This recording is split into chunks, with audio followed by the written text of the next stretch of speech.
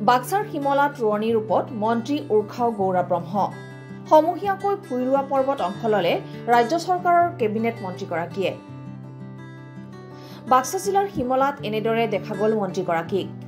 হিমলা গাঁৱত প্ৰায় 14 বিঘাকৈ খেতিপথাৰত একেলগে শতাধিক মহিলাৰ সৈতে ভুই ৰুলে মন্ত্ৰীগৰাকীয়ে। ভুই ৰোপণ কাৰ্যসূচীত অংশগ্ৰহণ কৰি আনন্দিত মন্ত্ৰী উৰ্খাও গৌৰা ব্ৰহ্ম। অতীতৰ কথা সোঁৱৰি নষ্টালজিক হৈ পৰে মন্ত্ৰী ব্ৰহ্ম। যান্ত্ৰিকতাৰ যুগত পৰম্পৰা ৰক্ষা কৰাৰ আহ্বান মন্ত্ৰী ব্ৰহ্মৰ। বিগত 3 বছৰ ধৰি হিমলাত ৰাইজৰ সৈতে মিলি ভুই ৰোৱাৰ কথা জানিব দি কয় যে সমাজৰ পৰা ক্ৰমান্বয়ে নোহোৱা হৈ গৈছে এই দৃশ্য। সেয়ে সময় উলিয়াই তেওঁ অংশগ্ৰহণ কৰে এনেধৰণৰ সমূহীয়া কাৰ্যসূচীত। মন্ত্ৰী উৰ্খাও গৌৰা ব্ৰহ্মই বিটিআৰৰ খৰাং পীড়িত অঞ্চলত কৃষকক ক্ষতিপূৰণ দিয়া হ'ব বুলি জানিব দিয়ে। মন্ত্ৰী উৰ্খাও গৌৰা ব্ৰহ্মক বিটিআৰৰ ককলাবাৰী পৰিষদীয় সমষ্টিৰ পাৰিষদ মন্টু বৰুৱাই সংগ দি কয়, হিমলা গাঁৱৰ খেতিপথাৰত ভুই ৰোপণ কাৰ্যসূচীত যোৱা বছৰৰ দৰে এইবাৰো মন্ত্ৰী উৰ্খাও গৌৰা ব্ৰহ্মই আমাক সংগ দি উৎসাহিত কৰে। প্ৰত্যেক বছৰতে মই ইয়াত আহোঁ ৰোৱনীসকলৰ লগত, আৰু যিটো আমাৰ নাংগাল জাংখ্ৰা বুলি কয়, যিটো শেষ মানে ধান গাৰা দিন, আৰু ইয়াত মই অংশগ্ৰহণ কৰোঁ। ইমানেই ভাল লাগে, কাৰণ তেনেকুৱা পৰম্পৰা ক'তো নাই আজিকালি। অকল চিমলাত ৰাজহুৱাভাৱে ধান ৰোপণ কৰা এই কাৰ্যসূচী আমি দেখিবলৈ পাওঁ। সেইকাৰণে ইয়াত মই যিকোনো বেলেগৰ প্ৰগ্ৰাম থাকিলেও মই ইয়াত আহি পেলাই কিছু সময়ৰ কাৰণে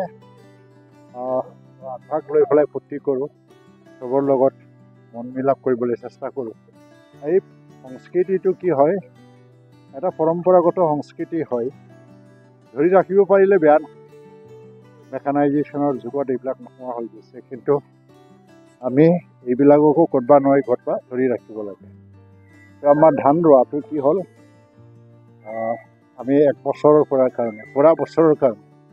আমাৰ যিটো খাদ্য নিজে নিজে উৎপাদন কৰি পেলাই আমি ধন ভঁৰালত জমা থওঁ, আৰু এনেকৈ আমাৰ খাদ্যৰ অভাৱ নহয়। এই পৰম্পৰাই আমাৰ গ্ৰাম্য অৰ্থনীতিৰ বুনিয়াদটো মজবুত কৰাৰ ক্ষেত্ৰত যথেষ্ট সহায় কৰিছে। বাহিৰৰ পৰা লেবাৰ আনি পেলাই ধান গাৰা আৰু নিজে গাঁৱৰ মানুহ ওলাই পেলাই এই কামটো কৰা, এইটো স্বাৱলম্বী হোৱাৰ এটা নিদৰ্শন। আৰু সেইকাৰণে চিমলা গাঁৱৰ ৰাইজলৈ মোৰ সদায় শ্ৰদ্ধা থাকে মনত, আৰু সেই থকাৰ কাৰণে মই আজি তেওঁলোকে মোক যেতিয়াই মাতে তেতিয়াই মই আহি পেলাই অংশগ্ৰহণ কৰোঁ।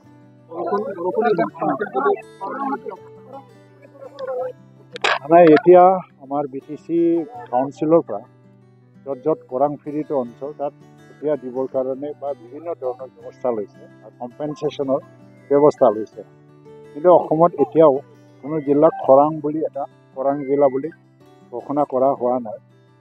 কেইদিনমান পিছত আচলতে খৰাং হৈছে নে নাই ইয়াৰ এটা ছাৰ্ভে, এটা ৰিপৰ্ট আহি যাব, আৰু অসম চৰকাৰ তাৰ কাৰণে ব্যৱস্থা ল'ব।